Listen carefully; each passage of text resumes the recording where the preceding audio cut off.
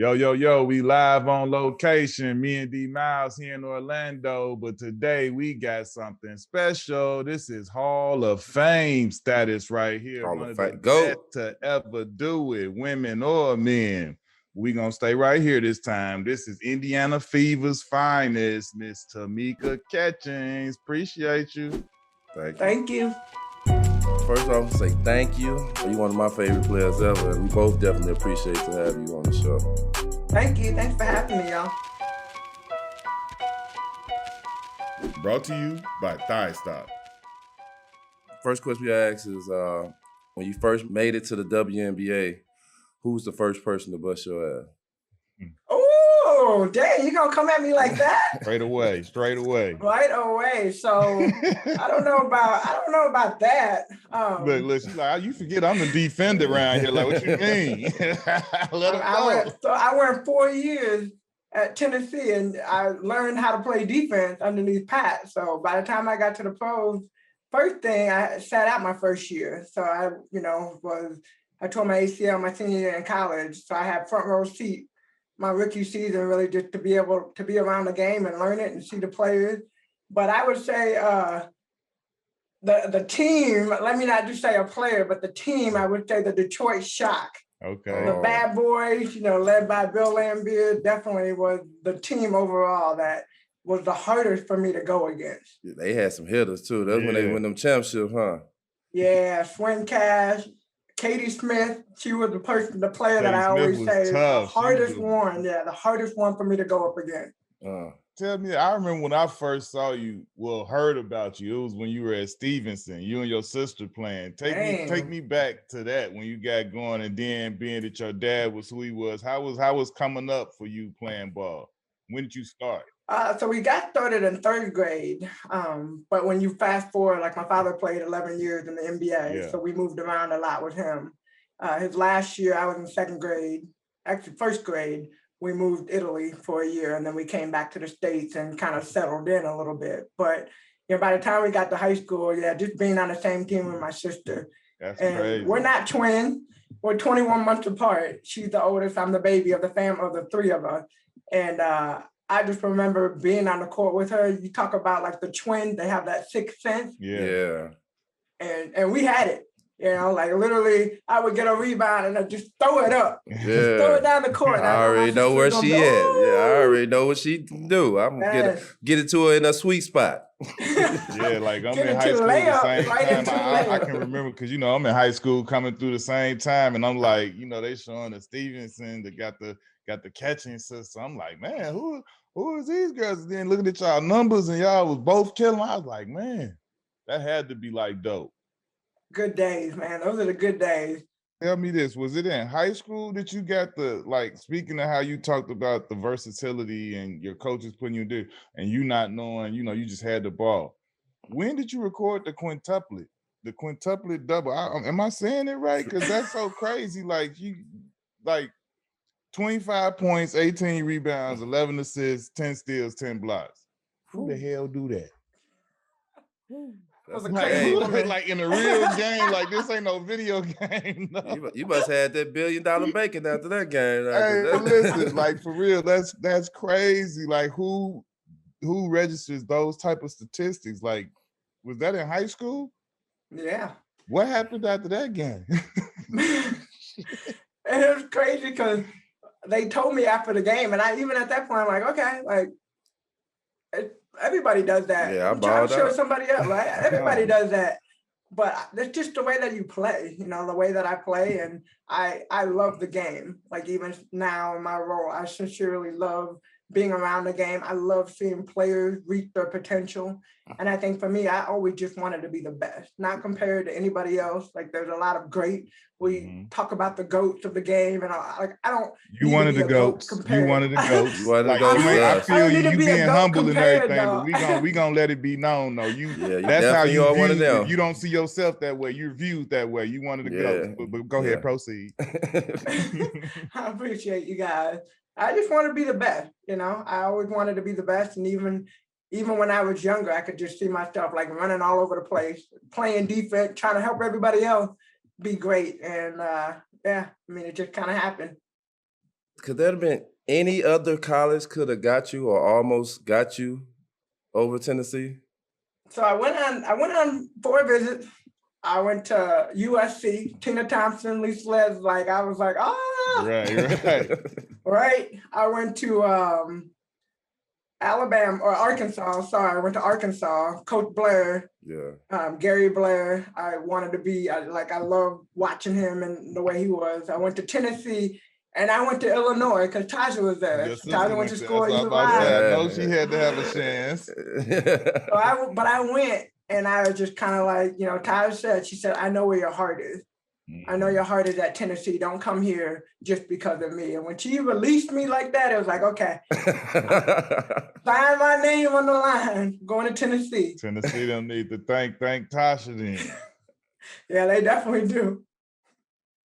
One of the questions I always wanted to ask you, we hear how tough Pat Summitt is. And I've been watching your career since long time ago. And you was always the shy girl. And I used to be like, man, did that ever break you how tough she was and how rough she was on y'all? How was it for Pat Summitt to be your coach? It was amazing, and I don't think you go to one of the top schools without knowing that you're going to have somebody on your head every single day. Mm-hmm. And that's what Pat was. She demanded excellence from us at every single level and every single possession. Offensive end, I want you to be great. Defensive end, I want you to be great. And you don't go to Tennessee without knowing that and without having those expectations of yourself. And then when you was there, it was the 3 Meeks, and the 3 Meeks took off.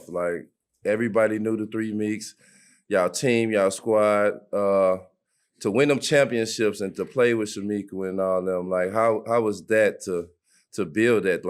The world know y'all as the 3 Meeks.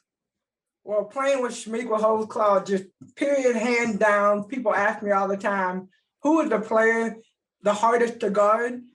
And you always go for a player that's on the other side, but going up against Meek every day in practice, I swear, there'd be some times I'm I know I got her locked down. And y'all have seen her play. Yeah. She'll turn around, make a move so smooth and just boom, and then just jog down. But I love it. I love it. I love the way that she played because she pushed me every day in practice. And then Samika, we call her the glove. Right. Talk about lockdown defense, pounding the floor. Remember when we used to do those defensive drills? Yeah. That was me. And just to be in that group, the 3 of us together, just being able to go down in the history books. And we didn't come in thinking about us being the 3 Meek, but right off the bat, Pat would say, hey, Meek. And we'd all everybody looking. So we had to come up with some new names. How was it when you first heard it though? When you first heard the 3 Meeks, how was that for you? I'm this dope. You come into being affiliated with Shamika.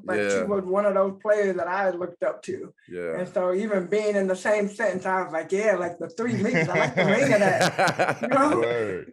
All good things come in threes. Isn't that what they say? Yeah, straight up. Tell me this, though. After you get to Tennessee your freshman year and, Pat give you an earful that you weren't really ready for, tell me, were you expecting a perfect season like y'all had?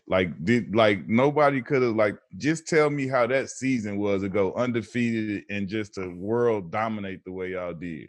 Yeah. Well, it's crazy because they had the Cinderella season before that. Y'all remember they won before it. Yeah. And had the Cinderella, they lost some games, and it was kind of it's supposed to be their year.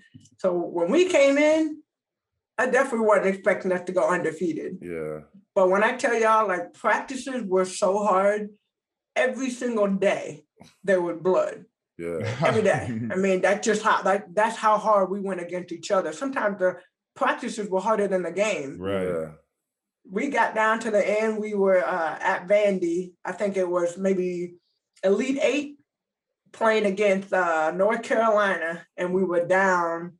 I think we were down 10 or 11 with 4 minutes left to go. And Kelly Jolly, KJ, also known Kelly Jolly Harper now, head coach for Tennessee, she came, she slammed the stool down, and she was like, we will not lose this game. And something clicked.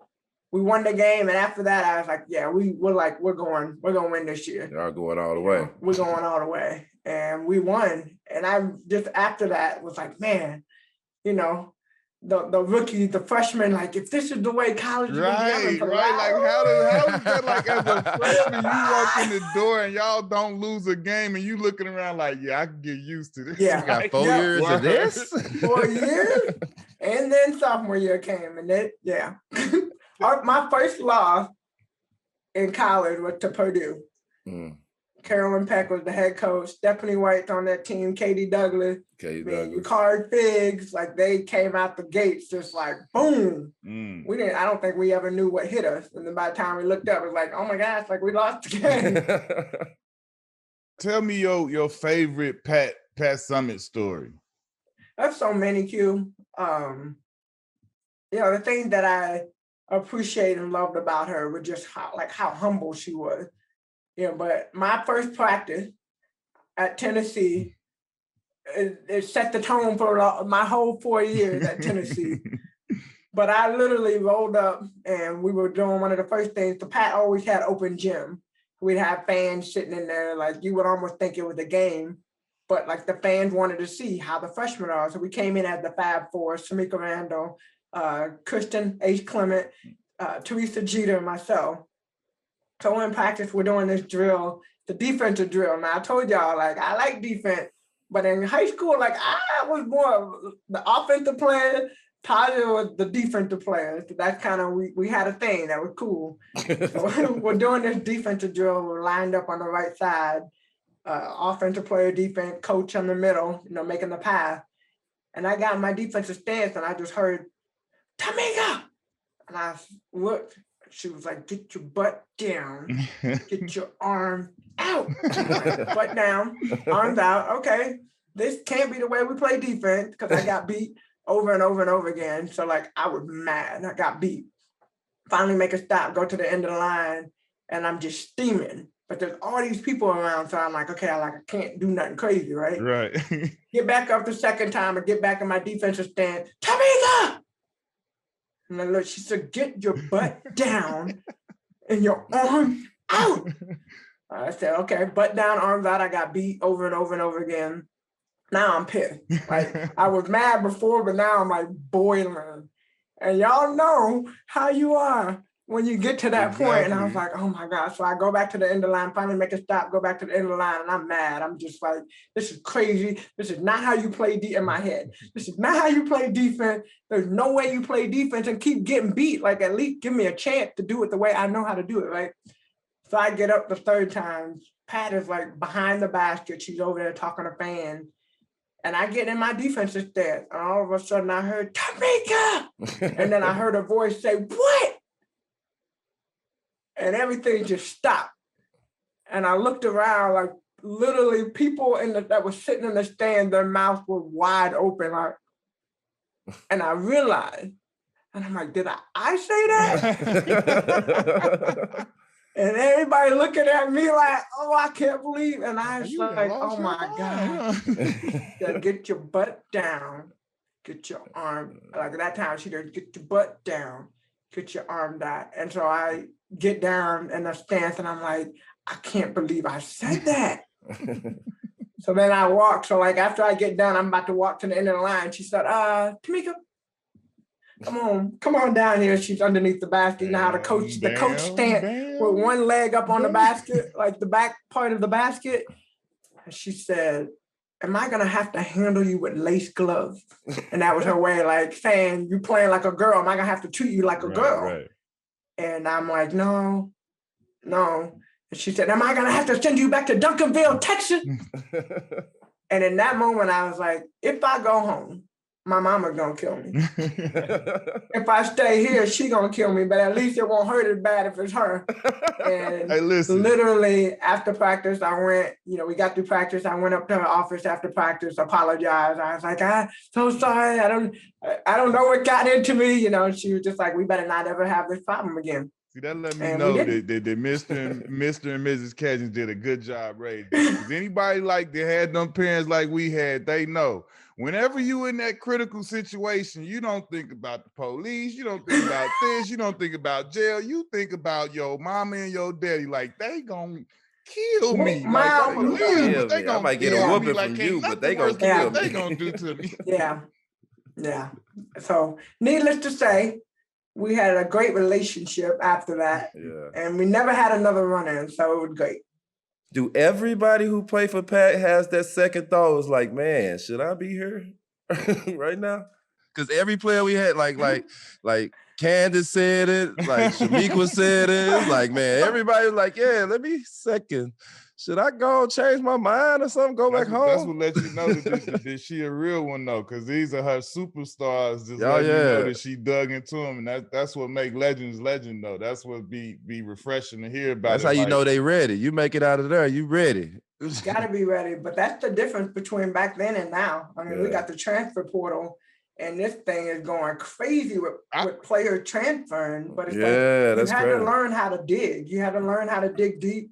Things don't happen the way you want them to. Like you figure out a way to get over that hump, and that's the difference. I feel like we had to go through that, and it made us stronger. Yeah, I was totally unaware. Like I got one of my best friends coaches in college now, and it's like, I'm like, what is a transfer portal? He like, man, it's this new thing, bro. Like, I'm like, and they could play right away. Like, man, we had to sit out a whole year. We was like, nah, we ain't transferring. You got to sit out a whole year, homie. You set your whole program back. Yeah. You can't afford that. Like now, it's like you could just move around. It's like it's got to be the Wild Wild West. Yeah. Like people recruiting while you at other. Because how do you know what I'm saying? How do you say I'm going here if they're not recruiting you somehow? You know what I'm saying? But what about loyalty? Remember when we you almost thought, I mean, I've been in Indiana my whole adult life. Yeah. I literally have been here for 20 years and can't imagine being anywhere else. Yeah. Basically, but like in college, when I went to Tennessee, even after that first interaction with Pat and didn't go the way that I dreamed of it going, I thought about leaving, but I was like, I can't see myself anywhere else. Yeah. You know, those players don't have that anymore. Yeah, and I get it, because like even back then, you know, it would be certain situations where it's like, all right, this person needed to make that move because it was something critical. But now it's like you say, it's like first thing gonna go, you're right, I'm out of here. It's like you gotta have some type of resiliency with it and give it the proper try and all of those things. But giving them that ability to do that, I think that took that out the window. It's like, I can move around, I'm moving. Well, it's like the get rich quick scheme. Yeah. Like, I'm not gonna play here. Okay, I'm gonna go somewhere else. And then what if you don't play there? Exactly. You're gonna transfer to another school? Yeah. It's crazy. Tell me about when you finally got drafted. Like, you know what I'm saying? Like that's for all of us hoopers, that's that one of those moments of achievement, you know what I'm saying? When we walk across that stage, shake the commissioner's hand, and just tell me how that moment was for you. It was crazy. I mean, I literally have dreamed about going to the NBA. Yeah. My goal switched to the WNBA my freshman year in college. Yeah. I'm like, okay, they got 4 years to get it right, and then I'm gonna be there. Yeah. I tear my ACL on Martin Luther King Jr. Day, my senior year, season over, like it's done. The draft is 3 months later. Yeah. Like, who's gonna draft you, right? So they send me up to Jersey. We go up there. I'm on my crutches and all that, and I'm getting dolled up and all that, getting ready for the draft. We're sitting there. First pick goes. Lauren Jackson going out to Seattle. Second pick, Kelly Miller going to Charlotte. Third pick, Indiana's on the clock. And then you know how you have like an out-of-body experience?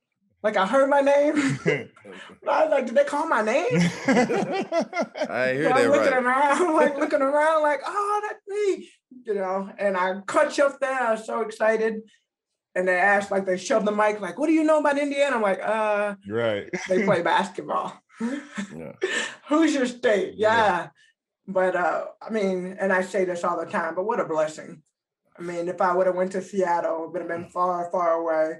Charlotte, I mean, unfortunately, their team didn't last that long. Right. And then there's Indy, and I ended up in the best spot, not only for myself, but my family. My family lives up here, majority of them do.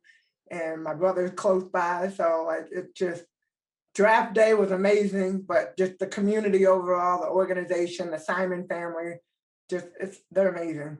When you were at Tennessee, y'all, obviously y'all were sold out. Y'all were a huge, huge show, big stadium playing down in Tennessee. How was the transition from you going to those big stadium pack houses to going to a smaller market in Indiana where everything was kind of just getting going?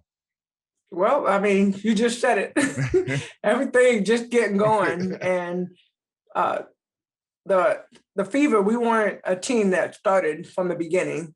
We were definitely an expansion team. And so like most expansion teams, it takes a couple of years to get the ball rolling. So, by the time I got on the court and coming from Tennessee, I wasn't really used to like losing like that. And first year, we didn't do too well. I don't even remember what our record was, but I was determined. I was like, okay, like every year, we just got to get better every year. And the fans will come. And I'd say 2009 was probably one of my proudest moments. We got all the way to the finals. We lost to Phoenix. That's not my proud moment. But after that, I was on my way. I was on my way up north, and I stopped at a gas station, and probably about 2 hours away from Indianapolis. And I'm at the gas station, and I see this guy walking toward me.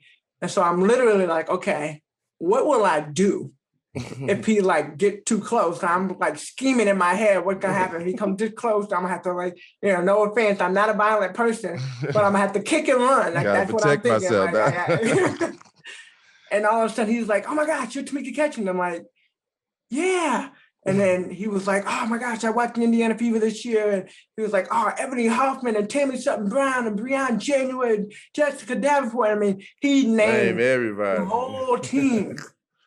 And up until that point, everybody knew that the Fever was like a Tamika Catchings team. Mm-hmm. But that was the first time in the beginning, really, that people started recognizing us to, like, we're not just Tamika. It's not just her. Mm-hmm. It's a whole team. Yeah. And people started, like, coming in flocks after that. I mean, we sold out 2009. It was awesome. And then after that, like, we just kept rising up. Mm-hmm. That's what we're trying to get back to. I can dig it. Take me back to, like you said, you was talking about, you tore your ACL and then you had to go to the draft on crutches. You end up missing your whole rookie year, but then you come back and win Rookie of the Year. Like how was that for your confidence? Because I know, any of us know if we come in as rookies, you all excited about, like, this been your dream. You want to play in the NBA. Now you switch it to the WNBA and you finally get there, but you hurt. But then you get to come back that next year and really get off. Like, how was that for your confidence in your game? Well, great. I mean, that's definitely a confidence builder to start off your career like that. But, I mean, I give major prop. I worked out with Carlos Knock and our assistant coach, Julie Plank, every day. Every day we were in the gym for hours, just get me back. And from the beginning to the end. And then you would laugh at this, I ended up playing, they had the NWBL up in Chicago. So I played for the Chicago Blaze. I would literally be in market Monday through Friday, training every single day. And then I would drive up to Chicago and play in the games on the weekend. That's and then crazy. Come back because I was on a marketing deal out here. But I was determined. I was like, I gotta have a good year. And I don't wanna get out there and just totally like so I wanted to play before we got started and played for the Blaze. We had a good season up there, but came back. And I felt like, when we got back, I was ready to play. And our team was getting better. We were on our way. We were on our way. We could only go up from there. This is rare in the WNBA for a player to play for one team. How proud are you to play for one team your whole career, and not only play for one team, you lead them to a championship before you get on up out of there? Like, how proud is that for you? Amazing. Yeah, I mean, super proud. Rare. Super proud. Yeah, very. And I think it goes back to the loyalty part of it, right? I mean, first off, we have it's called the core where you can't leave. Mm-hmm. And then once you get beyond the core, I mean, you got to have the franchise players. So once you get beyond that, you have the opportunity to kind of go. And, even when I got to that point of being able to go to another team or another organization, I really was like, okay, I'm going to go somewhere else and do what?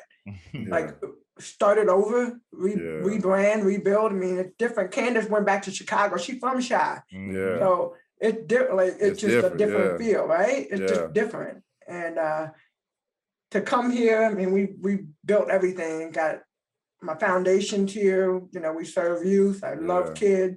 Just launched we opened up a Tease Me Cafe community, Tease Me Community Cafe earlier this month. This is our second location here in Indy. So a lot of great things going on. I can't imagine being anywhere else. That's dope. Speaking about the championship, that run in the championship, like watching the playoffs and watching y'all play and watching you play, it seemed like you put your will on every single game that y'all played. That it was a no-brainer that y'all was finna win, and you know, that was the underdog in the championship, you know, and for you to pull that off and just to play them games, and it seemed like every game you left it all the way out there. So how was that for you, that championship run, and y'all winning that championship and holding that trophy up? Yeah, I feel like it was straight from the Bible, David and Goliath. Yeah. Right? Like nobody expected us to win. And that's what that's what we talked about. It's like, hey, we win games, we just gotta win one game at a time. Yeah. Until we get to 3.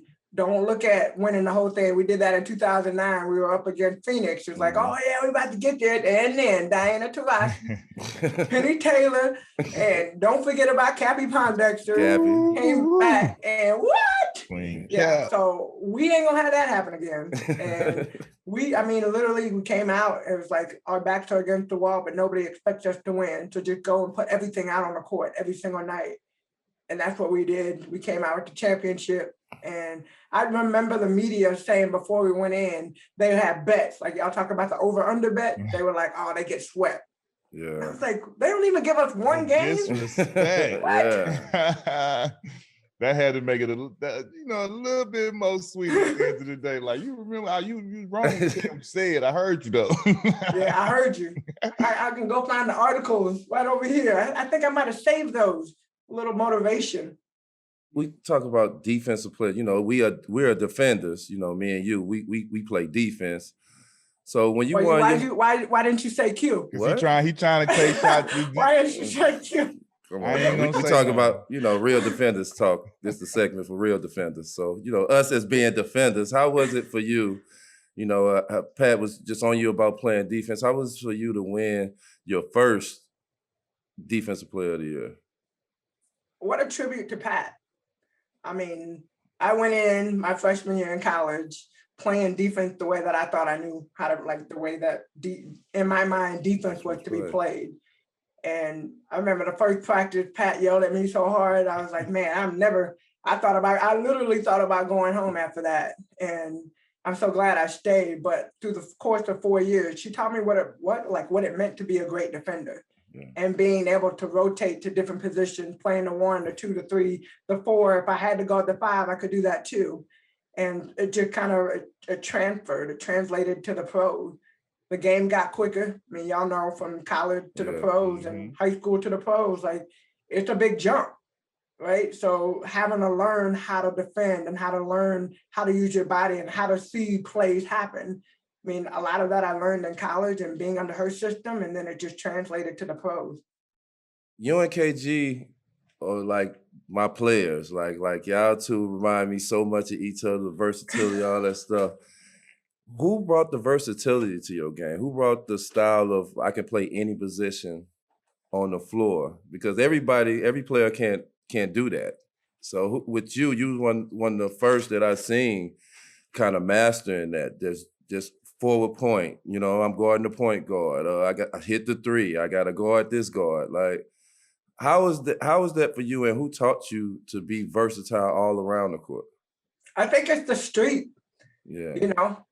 I literally, as a youngster, was at the basketball court any time I could. Yeah. And definitely through any emotion that I felt. When I was mad, I was at the court. When I was happy, I was at the court. When I was sad, I was at the court. Yeah. And I would play with any and everybody. Yeah. But I think as far as like who groomed it, it would be Pat. when I got to Tennessee, and I mean, you just get used to playing a lot of different positions. And I think a lot of the coaches that like my high school coaches, when I look back, they put me in a lot of different situations, but you don't ever think about it like I'm the 1 or the 2 or the 3. It's just kind of like, oh, I got the ball, I got a rebound, like dribble the ball up the court. And my dad was part of that. I mean, we'd have Sunday nights, we'd have family night at the court, and he'd have all the older guys that would be in the gym. And I remember begging him, I'm like, I'm good enough to play with them. I want to play with them. My dad's like, I can't let you get hurt. If I take you home hurt, your mother would kill me. So I would always be sitting on the sideline like, they won't let me play with the grown-ups. But hey, I finally got my chance, and I would assume that I didn't let my dad down. Who was the players? Who's the women that you used to see coming up and used to be, or even men or women, both actually? Who's the men or the women that you seen coming up that you was like, man, I want to play like her or be like him? Or... So interestingly enough, the WNBA didn't come until my freshman year in college.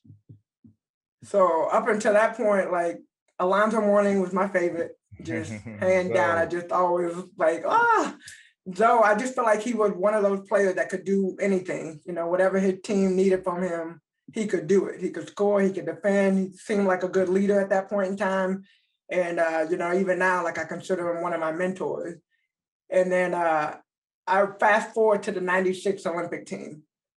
I mean, honestly, watching that team win the gold medal and watching Dawn and Lisa and Cheryl, I was like, man, I want to be an Olympian. Like, that's what I want to do when I go. I want to be an Olympian. I want to be I wanted to be in the NBA, be with you guys over there. Like, I wanted to be with you guys. And then the W came, my goal switched. But that 96 Olympic team really helped me set my next standard of being Olympic material. I don't think people really realize how big that was for us kids in the 90s. Because we've had a few of the different, Dream Team 1 and Dream Team 2 guys on, and both of them, like 92 was crazy, but like you saying 96, I mean, every time it came around, it was like you knew it was about to go crazy. You were gonna have the McDonald's cups and everything was gonna be USA Olympic, and it was just like this the time where no matter what city you from, it's not about Chicago or the Lakers or this, it's about the USA, and you cheering for all of your favorite players. So like that's crazy to hear how it really impacted all of the different people in different ways on the men and women's side of it. And you see that now. I mean, we're gearing up for another Olympics, although it's on an off year, right? But people are like excited. I had my USA jacket on the other day, and I was out and about just walking, and people are like, "Yeah, USA!" And that's what it's all about. Like, it's not me being part of the Indiana Fever or any other team. It's really about, hey, we come together, and it's a gold standard. Like, we don't come back without the gold. That's just the standard that we set. One thing the Olympics do on the women's side, they always get it right, because see, like every Olympics, it be a dream team out there, and it be hitters. So I'm talking about, oh my God, I love watching the women's play more than anything, because it's like, man, they play good basketball. It look like y'all having fun, and y'all always win. So that helps. We like to be supporting winners, right? Tell me, how did it feel when you finally got there and you brought home the gold for the country? How was that feeling like, from coming back from when you were watching in 96 to your first gold medal? 2004 was crazy.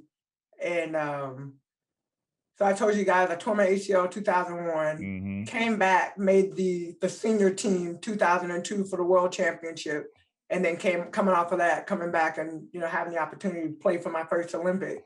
But we're considered a rookie.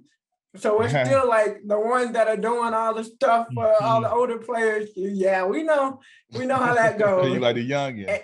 And you don't really have a voice, right? Because you got all these older players. I mean, I was like, oh man, I'm playing with Dawn and Lisa and Cheryl. Like, I'm just gonna stay in my lane, do what I need to do. No turnovers, no bad passes. And the bad thing about it, like, y'all know, when you're the youngest one, you get all the blunt of all of that, right? So Cheryl would get beat on defense. Bam would be like, "Catch! Why didn't you get up like that? Over there, I was on the bench for that play. Like, you two used to calling my damn name. What's going on, man? So it was a rough year, but we came out with the gold. And I'm just like, I'm so grateful for that experience. I'm so grateful for Van, giving me the opportunity in that first Olympic Games. My teammates were amazing. And that was just the beginning. So 2004, 8, 12, and 16, and it's finished. One of the players that used to play with you is Ivy. She's from St. Louis, and I always used to watch her play. And now she's at Notre Dame doing her coaching thing. And I know she's been there a lot of years in Indiana with you. Like, how proud of you to see her doing her coaching thing in Notre Dame and, got them girls going. Man, isn't that awesome? Yeah. I think it's just like, you look at, like, we're all the same age. Yeah. Relatively. So look at the people that we played with, and you see what they're doing now, where they've gone, people on TV, y'all doing your thing right here. It's just about impact. Yeah. And Niele has been like watching her, and then seeing Jaden at Purdue killing freshman season, came out. I know he's upset about how they performed in the playoffs, but I'm like, dude, like you got 3 more years, maybe. Maybe he may or may not, right? He might go pro soon, who knows? But, I think for Niele, just what she's been able to do, went to Memphis, coached there for a little bit with the Grizzlies, got some experience, and now, like, you're the head coach at Notre Dame behind Muffet McGraw. Are you kidding me? Yeah. Like, awesome. Yeah, that's big time right there. When I say she got the job, man, I definitely was proud of her. And just to see where she's at now, it's dope to see that. Yeah. It's great. I mean, and not that all coaches are good, but to see our young African-American sisters, like women, being able to step up and be in head coaching role at prestigious colleges. I mean, like Notre Dame is a college that everybody knows, and you hear about it from the football side, from the basketball side, but like to have Niele at a young age in that role, in that position, trying to, get back to where they've been in the previous year. And I know she will. Yeah. Like we know what she's capable of doing, and that she'll be a great coach. Straight up. Tell me how you feel about the advancements. Obviously, you're a young African-American female in a prestigious position, with the Fever doing what you're doing, and you are a person that's, being that example of showing that we can do this on the other side of basketball, and you're doing it in a front office role. Tell me how you feel about a lot of the advancements and the changes that are being made to make things better for your women in the WNBA. Well, the CBA was a start for the women, and really being able to provide more opportunity. The thing that kills you, or kills me rather, is right. All the comparison. The comparison from the WNBA to the NBA, and we're not the NBA. Right. This is our 25th year of the WNBA, and I know the NBA is like on year 60 something, maybe more. I don't even know. Over 70. Oh yeah. Yeah, over like 75, so to make a comparison, there's no comparison from a 25-year-old to a 70. I mean, let's just put this in perspective of dating people, and that hopefully will not happen. Yeah. You don't know, but I think when you look at that, and especially for me in my position, I'm grateful because I've been able to grow up in this organization. I always tell people I've been here my whole adult life. Like this is what I know, Indiana, and the opportunities that have come from it, being able to continue to grow and learn and be under the stewardship of the Simons and Rick Fuson, and now my boss now, Allison Barber. Every day I feel like I'm in a position to grow and to be a role model for the next generation. It's really important for me just to be able to provide them opportunity. Absolutely. That's what's up. So who are your favorite 5 women's players? Not your top 5, but your favorite 5 women's players. My favorite 5? Who are your favorite 5? My favorite 5? Yeah. Oh, I'll tell you my favorite. You want my favorite 5? Diana Taurasi, Maya Moore, Tamika Catchings, Tina Thompson, and Lisa Leslie. Okay. My favorite, Dawn Staley, Tina Thompson, Candace, Lisa Leslie, and I am going to throw Cheryl Swoops. Cheryl Swoops. Okay. Who you got, Q? Put you on the spot. I'm going to go Dawn Staley, Cheryl Miller, Cynthia Cooper, Candace Parker. Putting a 5 in there? And Tarasi. Oh, you going small ball. Oh, I didn't know we had to go. I just always put everything in, like if we're going to have a game. Let me hold up. I got to go big. I'm going to go Candace at the 4, then I'm going to throw Yolanda Griffith at the 5. Go shot Ooh, down. that's a good one. Guards. That's called. You feel me? Like, I'm going to go shot I like that. I like that. I like that. Yeah. Start, bench, cut. You got to start one. You got to bench one. You got to cut one. Candace Parker, Lisa Leslie, Tina Thompson. Oh, that ain't right. That's what he do every time. That's his. What? Who came up with these questions? This is D now. Nah, man. Nah. I'm starting all 3 of them. I can't start, bench, or cut. Hey, boy, you a fool. I definitely feel you on that. But Tomo said the same thing when we hit him with Ewan, Shaq, and Lonzo. He was like, "Nah, you ain't setting me up." Yeah, you definitely not. You definitely not. If somebody gonna be listening, like, oh, for real? You cut me? No, I didn't cut nobody.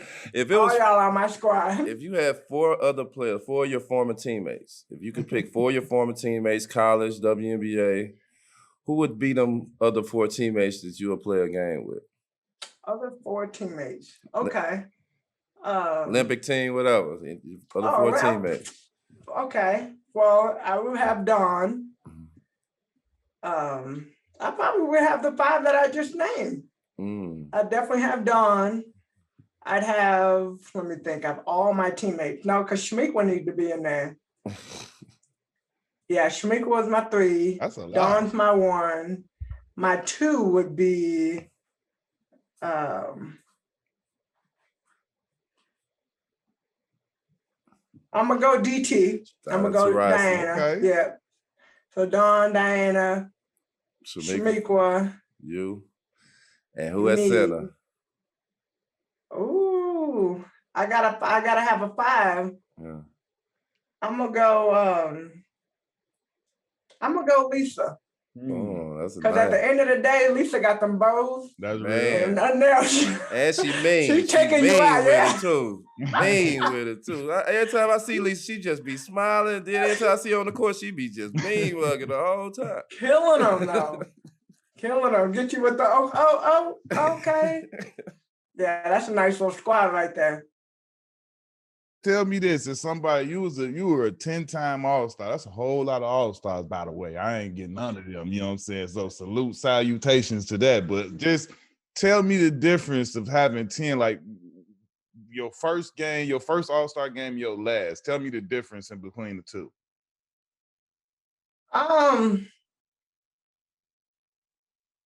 The first one, you're excited about making the All-Star game. Let me just say that. The first one is your first, right? So you're like, oh my gosh, this is my first time. But your last one is like, for me, I knew it was getting toward the end of my career. Mm-hmm. And so it's kind of like you appreciate it more, and you're almost counseling the younger players more than anything, right? Yeah.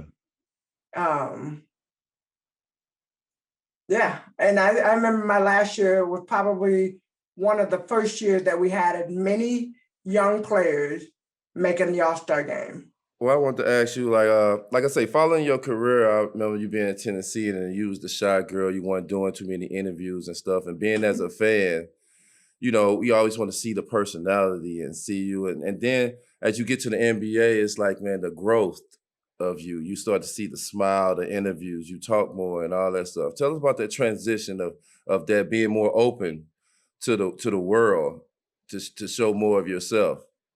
Well, I was born with a hearing disability. And so early on, I think from a comfort standpoint, I really was uncomfortable because I got made fun of a lot for the way that I sounded. Mm-hmm. And I was born with a hearing problem, so I had to wear hearing aids. I still do wear hearing aids. And also had a speech impediment. Yeah. So I was always worried about like, oh man, if I get on the interview and I sound wrong, or, people are going to make fun of the way that I look, or if I stutter or say the wrong thing, like people are always going to be talking about you. And so I think for me early on, it was just kind of like, let me just be as invisible as I can and speak through the sports that I played and the sport. And my sister, Q, I don't know if you remember this, but my sister used to do all my interviews. Yeah, no, so after the game, the media would come and want to interview me, and my sister, like Taja, would come out of nowhere and stand right next to me. And all the questions they would ask me, she would answer, and I would just stand there. Yeah. But when I got to college, like that started to change, Pat, a little bit over time, getting more comfortable. I got back into wearing my hearing aid my freshman year of college. And then when I got drafted my first year, same thing, like I got the marketing deal. And I remember our community relations director, Lori Satterfield, she came up to me and she's like, okay, we're going to do a school tour. And I'm like, okay, school tour, like what did that entail? And she was like, well, we're going to go. We'll probably speak to like 50 middle school and like speak. And I'm like, speak about what? Like, who's speaking? Me or you? Right. Yeah. She was like, no, like, we want you to speak. And I was like, no, I don't do that. I don't speak.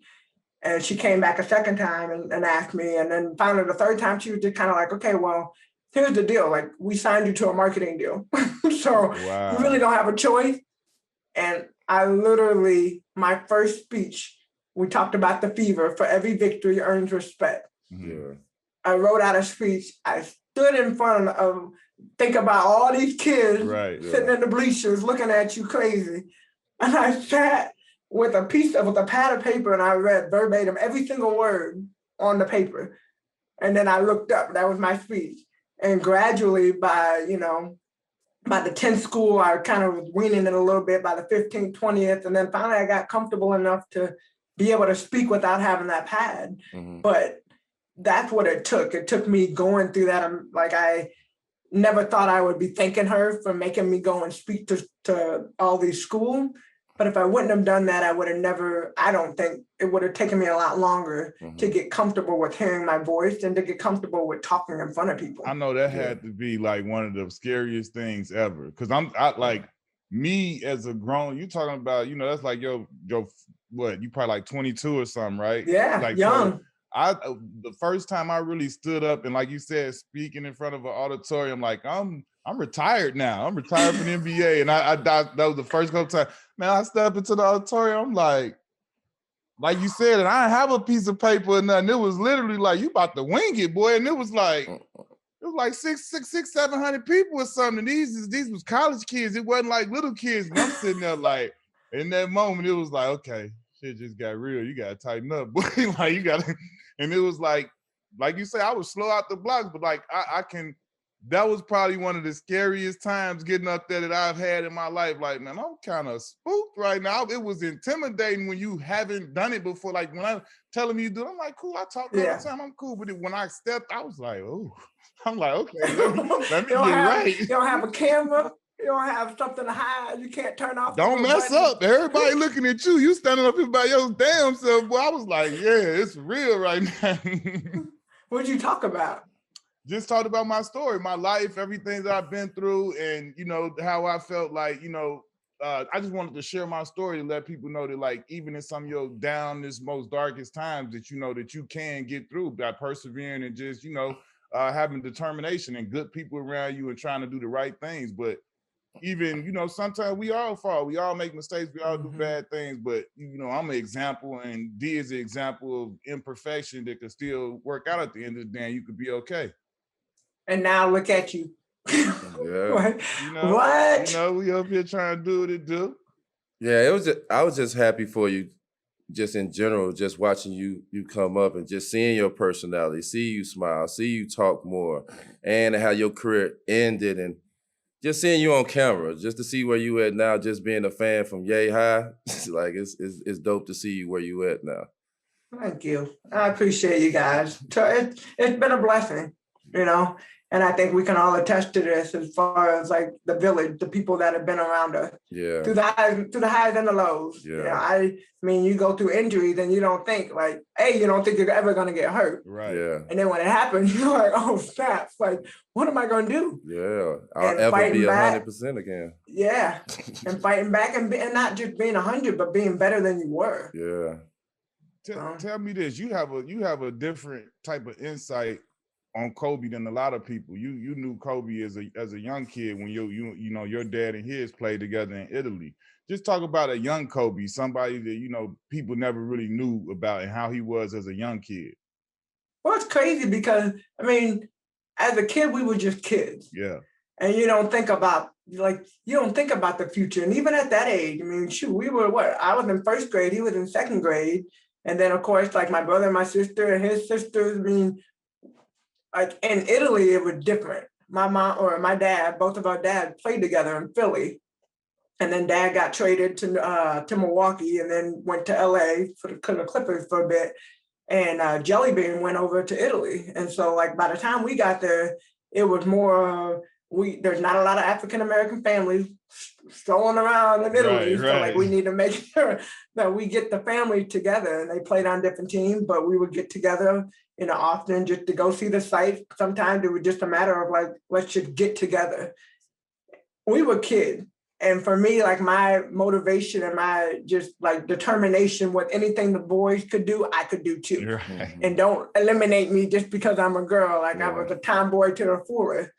But us running around, having a good time, like no cares in the world, no future. Like now we're not talking about NBA, definitely not talking about WNBA, and just living a dream. Two Hall of Famers. Yeah, so two goats. Crazy. Yeah, but tell me this: how did y'all keep in any type of touch, or did he just the next time you really got to see him is when he became this high school phenom that everybody knew about? Well, we moved back. They stayed in Italy, and next thing you know, Kobe Bryant is getting drafted. And it's like, wait a minute, what? That's what this is the kid that we were just exactly. In, that's the part. So that's the next time you've seen him. It's like he's this mega high school phenom going to the NBA. That's crazy. That's crazy right there. And then, I mean, think about it.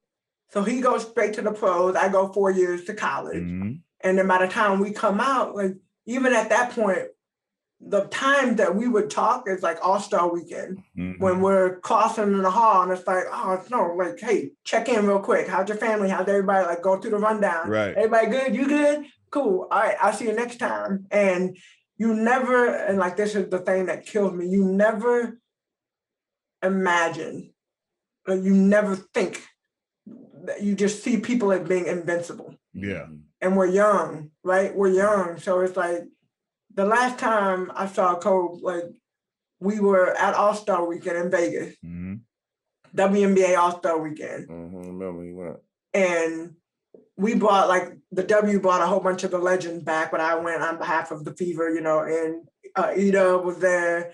She won the MVP that game. Candace was there. I was with Ruthie Bolton up at the top. Ruthie Bolton Holyfield, we're up at the top. And she's like, oh man, there's Kobe down there. She's like, you want to go down there with me to go say hi? And I'm like, no, I'll catch him next time. Because you just assume that there's gonna be a next time. Yeah, it's gonna be a forever. It's gonna be a forever, and it's just like, man, like don't take this for granted. And anytime you have an opportunity, make sure you take advantage of the opportunity that you have to let people know that you love them. And to go out of your way sometimes, because I was just like, man, I just came from down there. I don't want to go all the way back down there. You know how that Kobe? is to fight through that All-Star traffic. You sometimes you don't realize how much you, like we weren't the best of friends, but you don't really realize how much you care and love somebody until they actually gone and they not there to run past sometimes, Yeah. So tell me about when you finally get to the point where you're gonna retire and stuff like that, and then you transition into being a director of player development. That's what I did. I did that job real quick over in the Pistons for a couple years. You know what I'm saying? So I know a little bit about that world. A little something. Yeah, but how was that? How was that? You know, first decision with retiring, coming to terms with that, then making the transition. Well, it's interesting because our definition of player development are probably totally different. Like you were on the court, right? No. Well, yes and no, but I was more off the court than on the court. And you probably think I was like the guy that was out there training guys. Not necessarily. I only did that here and there with a couple guys. Yeah. But I was more like the paperwork, make sure they get to the NBPA meetings and make sure this is happening and make sure they straight in their personal life and doing check-ins, going over, taking them to dinner and stuff like that, making sure the team get together on the road, taking guys out to eat, that type of stuff, seeing what the young guys need, make sure they being, attended to.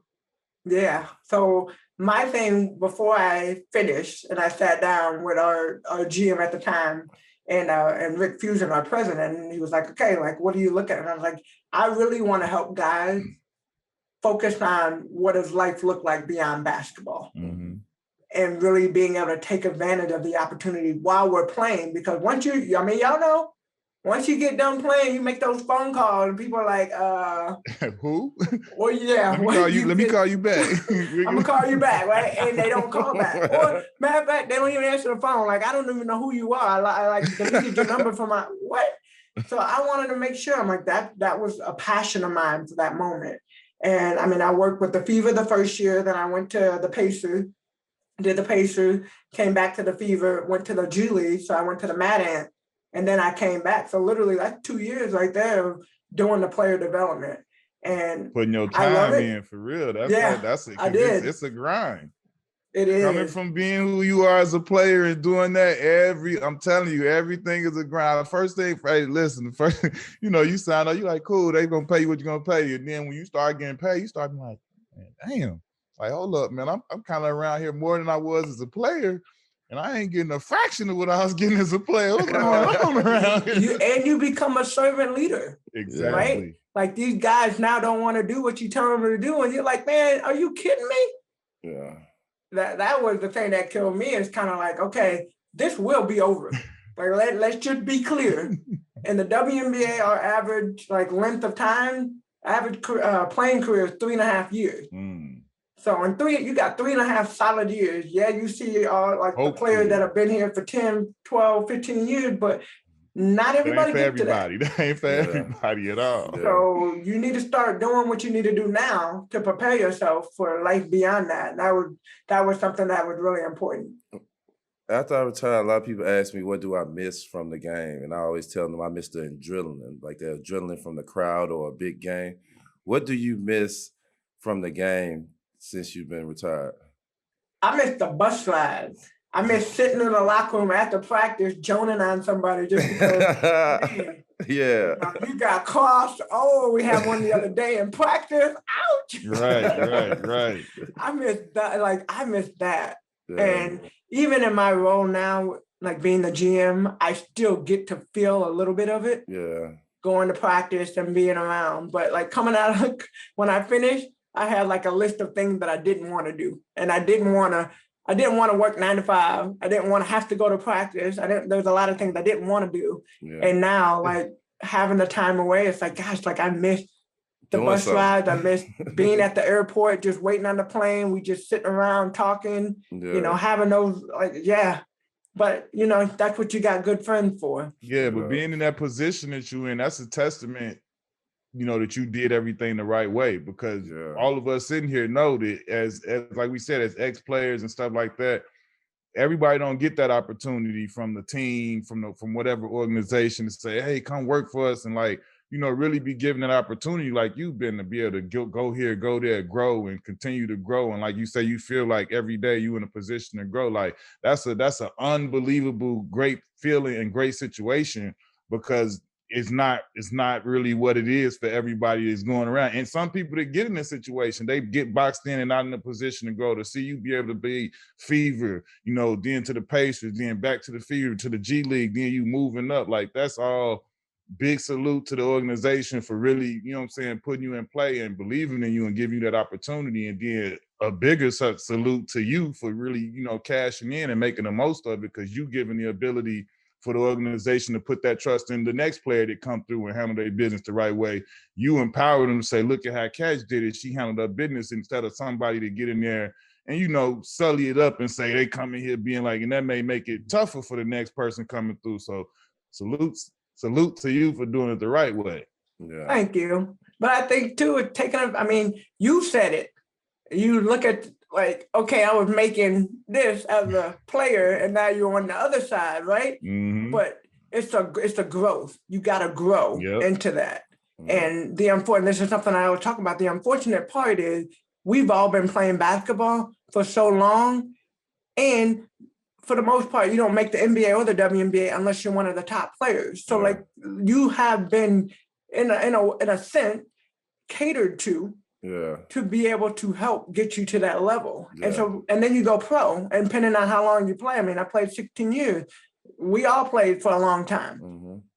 You don't have an opportunity to do internship and go in. So like the people that came straight out of college and went into internship, they're way further than we are by the time we finish our career. Exactly. And now we're just starting. So like it was really important, I think, you know, from that standpoint, starting the foundation early on as a player really helped me, and being able to know how to do a marketing plan and know how to speak to people and know how to get in front, know how to ask people for money, you know, just knowing how to do a lot of different things. Right. And then, you know, you keep growing on that to be able to have skill sets.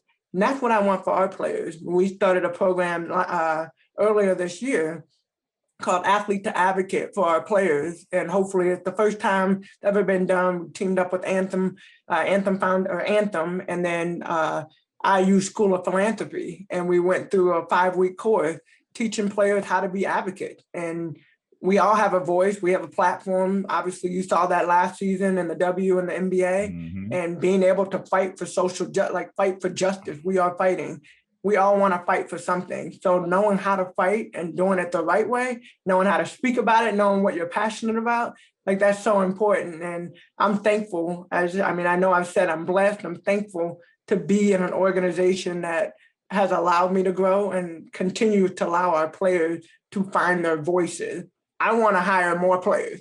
Like that is my goal down the road. I'm not going to, you know how some people hoard position? I don't need to hoard a position. I want more players to be able to be in this position, because I feel like we know the game. We know how to select talent. Now it's just a matter of like, hey, let's learn the business side so that we can get more players in this league. So y'all just hear that. That's beautiful to hear. She's not a hoarder. She is somebody who has got put in play that wants to put other people on. This is a beautiful thing, ladies and gentlemen.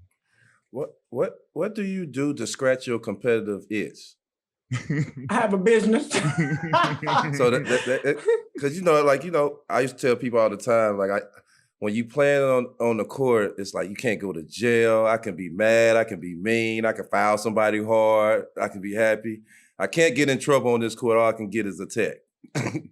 So that competitive itch to playing each other, and now you're not playing no more because I'm trying to find. Me and Q went golfing the other day, and it didn't go too well, but I'm going to try it again. And, you know, we bowl. We trying to find something to keep that competitive edge. We throwing paper in the trash can. We be like, I bet you I can do it better than you. How far can you hit? Off the backboard. How did the business give you that competitive itch? How does it fulfill it?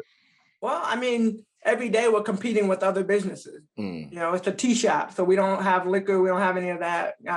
I'm an avid tea drinker. Yeah, I am too. I had to send you some tea. Yeah, I need some. But that's what, so how do you compete with the bigger company? And, you know, especially India is a smaller market. So we're getting to the top point now where people know what Tease Me Cafe is, especially when we opened up the second location. So that gives me I just wanted to be the best. So I want our business to continue to grow. I want people to know, I want us to be the Starbucks for tea one day. Straight up. Ain't nothing wrong with it. I know what I want to know. You were one of the players, it's kind of changing now, but most of your career, you played overseas during the off season, right? How was that for you after being like, y'all would go straight over there? It was a quick turnaround, right? How was that type of grind playing overseas and then doing the WNBA as well? Well, for some players, I told my agent, I was like, look, I can't go the way that I play. I wouldn't have been able to play for as long if I would have went immediately overseas. So I played 4 years in South Korea, half a year in Russia, 1 year in Poland, in Gdynia, Poland, 2 years in Istanbul, Turkey, and then I finished in China. So every experience was different. Some I like better than others. But you know what? When you love the game the way you love it, you don't mind the grind, and you know that it's short-lived, right? You know you're not going to be playing ball for the rest of your life, and so some of it is you make more money playing overseas than you did, especially at that time, than you did in the W. But because you played in the W, it allowed you more opportunities overseas, and it really was just about taking advantage of opportunity. Kind of hand in hand. Yep. Did you ever like what was it like being inducted to the Hall of Fame? Like that, like you in the, look how she smiled when I spoke there. You in the Hall of Fame. That's like Hall of Fame catch right there. That's Hall of Fame catch. You don't dream about this. Right. That's not even like you don't dream. You can't even say like, oh man, I dreamed about being I didn't dream about being a Hall of Fame. I dreamed about being the best and that I could be, and not compared to anybody else. And so like even just envisioning it, it's crazy. It's just like working on my speech and all of that and all the people that I need to thank. And, it's not just me, like all the people that have helped me get to this point, my teammates, my coaches, teachers, family, fans, just others that have helped me get to this point. Everything rushed back all the way from the start. You pick up that ball, every coach, every word, every dribble, just came into form all over again when they heard it. Speaking on being the best, how was it to be in the W? You was a top 20 at 20. Like you wanted to, that like, look, she's smiling again, because that's like, that go right in line with saying being the best. Like she wanted the 20 best ever. Like to me, I feel like that's a little bit more status than just the Hall of Fame, right? Well, I won't say that. I mean, from prestige, but I mean, I'm just talking about just from like the level, because there's more than 20 people in the Hall of Fame, though. You know what I'm saying? They saying you top 20, period. Yeah, about that. That's crazy. And then what's crazy is that we're gonna keep getting older, and that these younger players are gonna keep coming in. And so eventually you're gonna get pushed out. Yeah, tell them they can take all the 19 spot, but leave my spot in that 20. Look, even if that happened, that's all good. It happened, but I was there though. Like I was there. I'd say, I mean, to be one of the best. And the one thing I remember, and I don't remember what year this was, but one of the games, it might have been top 15. Yeah.